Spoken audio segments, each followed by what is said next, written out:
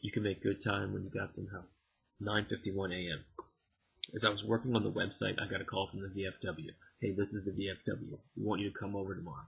What time, Billy? Come by at 1 so the barmaid can train you. I told him I'd go by Kew Gardens and get my bartender certificate. He said okay, and then he hung up.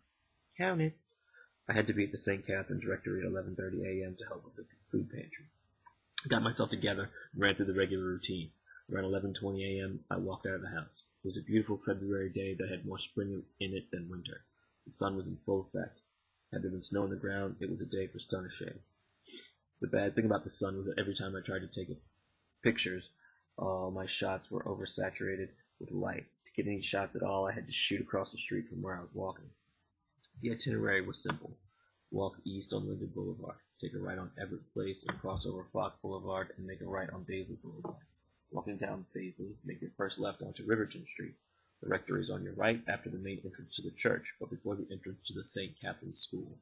I took the first shot of a Q4 bus shelter. Then away I went, snapping pictures of landmarks along the way.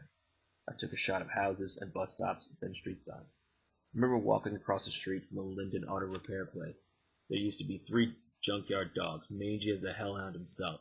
They used to patrol that parking lot, taunting passerbys with their bellow barking. It was more of a barking lot than anything else.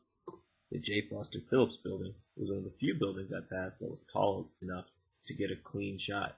There was a number of mourners outside the building. There always is. Death is recession-proof. As I continued on, I arrived at one of my favorite landmarks, St. Albans LIRR stop.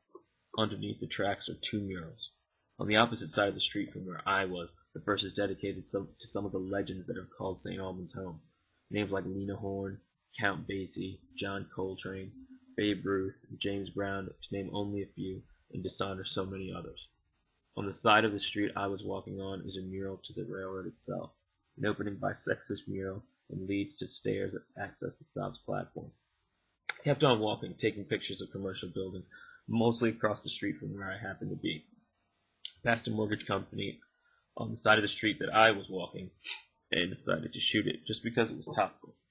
I took a right onto Everett Place and walked past PS 36 and the house across the street from it. I approached Baisley Boulevard and took a right onto it. I proceeded down Baisley and took my first left onto Riverton Street. As I approached the rectory, I took a photo of the duplex that was across from me. I walked up the rectory steps and pressed the buzzer. Mary opened the door and let me in. I made my way toward the basement and noticed John and Tony carrying bins with plastic bags in them up the steps. John, who kept referring to himself as the baby of the group, is 75. Tony, the elder statesman, is 87. I set down my coat and helped them bring up the bins. Tony would bring in a bin to the 4th step from the bottom, and I would carry it to the top. From here, John would take the bin to the rectory entryway. We made quick work of it, and when John said he had enough, I went down to the basement and took my first picture of the scene. It was a long line of bins, 2 by 2, with bags of goods inside of them. On the right were stacks of boxes of various sizes, with different canned goods and other foods in them, including applesauce, juice, rice, and pasta. To the left of the bins, 3 tables were set up. The first had nothing but plastic bags on it. The second had a stack of doubled-up plastic bags, and then 3 different food stations. The last table had 4 different food stations for a grand total of 7 in all. There were a number of bags on these 3 prep tables that looked identical to the bags in the bins. On the other sides of the prep tables were more stacks of food boxes. John returned with about 5 or 6 empty bins and set them down. Francisco, the tallest member of our crew, and Lincoln, a brother from the islands, took the bins to the back of the line. John, Lincoln, and I then pulled the full bins towards the front of the room. After this was done, Tony started making new bags at table 1. The rest of us took the finished bags on the prep tables and set them into the empty bins. They were not enough to fill them up, so we had to make more. Old Man Ford would have been so proud of us. We cranked those puppies out. Here's how. First you grab a doubled-up plastic bag. Then you make your way through the 7 stations, putting 1 item from each station into your bags. If the cans were small, like tuna, you put 2 cans in the bags.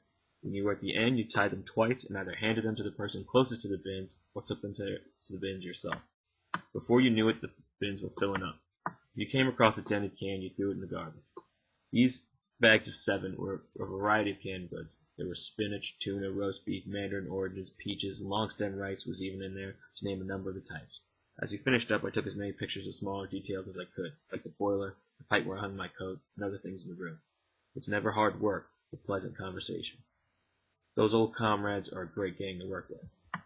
When the bins were full, we started prepping the room for the next week. We had made great time and still had almost 20 minutes before the people arrived. Some of us took bags from the prep table and doubled them up and pressed them down on the stack on table 2. Others replaced the empty boxes with new ones.